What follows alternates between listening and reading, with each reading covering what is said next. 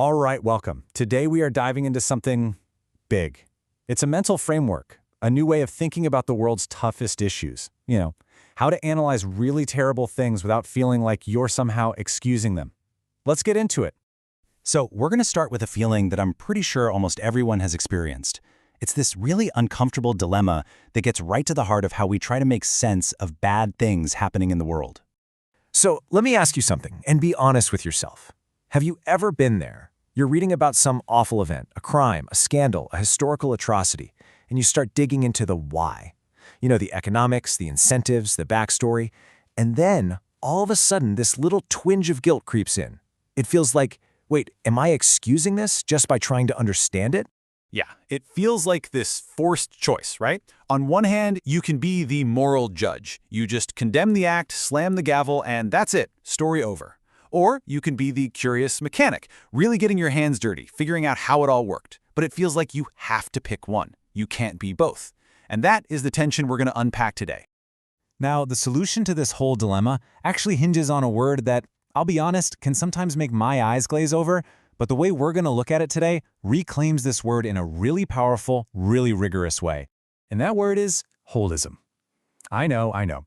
For a lot of us, that word probably makes you think of, crystals, maybe some vague spiritual sayings. It can feel a little mushy, right? We tend to think of holism as this kind of vague soup where all the important distinctions just dissolve, where black and white mix together to become this non-committal gray, where the answer to everything is always, well, the truth is somewhere in the middle. But that's actually a pretty lazy way of thinking, and it is not what we are talking about today. So, let's throw that old idea out. What's the real definition we're working with here? Well, according to the source material, true holism isn't about blending things until they're meaningless. It's actually the mental strength to hold two totally opposing ideas in your head at the same time. Things like, this is evil, and this is how it works. And to hold them both without your brain just short-circuiting. The metaphor they use is just perfect for this. Think about an orchestra. You don't make music by smashing a violin and a drum together to find some middle ground. That's not music, that's just noise. No, you let the violin be a violin, you let the drum be a drum, and the conductor, that's you, synchronizes them into something beautiful and coherent. That's holism. It's about orchestration, not just blending everything into a gray mess.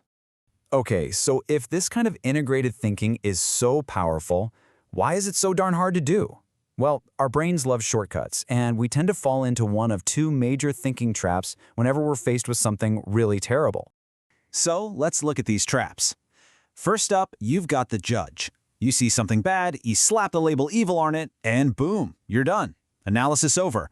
It feels righteous, for sure, but you end up staying totally ignorant about what actually caused it. Then, on the other side, you've got the mechanic. You get so deep into the weeds explaining all the systems and incentives that you kind of lose the moral weight of it all. The tragedy just becomes another data point. And this is the logic that really breaks us out of these traps. The first crucial principle is this: understanding does not absolve. You can have the full blueprints of a disaster, know every single nut and bolt that led to it, and still stand over the wreckage and say, this was wrong. And right on the heels of that comes the other side of the coin. Just because you condemn something doesn't mean you're forced to be ignorant about how it happened. You don't have to be blind to be moral. And you definitely don't have to be amoral to be smart. These two things, condemnation and understanding, they can and they absolutely must coexist. Okay, so that's all the theory. But how do we actually do this when we're in the thick of it?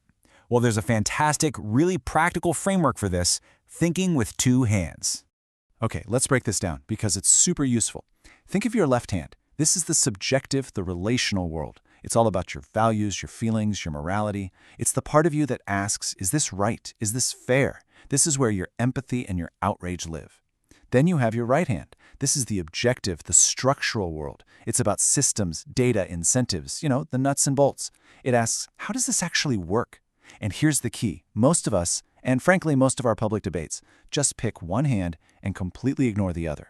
But the goal here isn't to pick the better hand.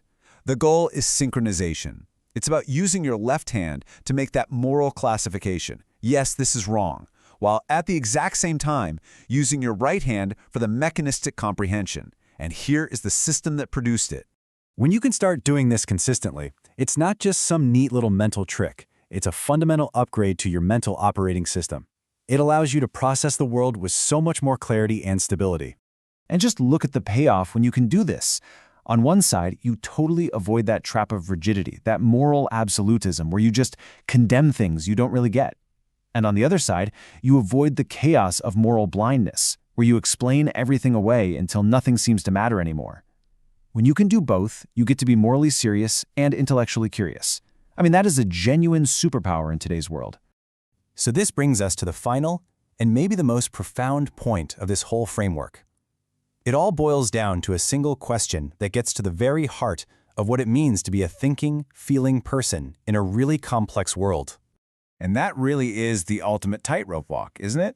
How do you hold on to strong moral convictions without becoming rigid, without becoming dogmatic and closed-minded, and at the same time, how do you stay open to all the messy, complex realities of the world without just sliding into, everything's relative, nothing really matters?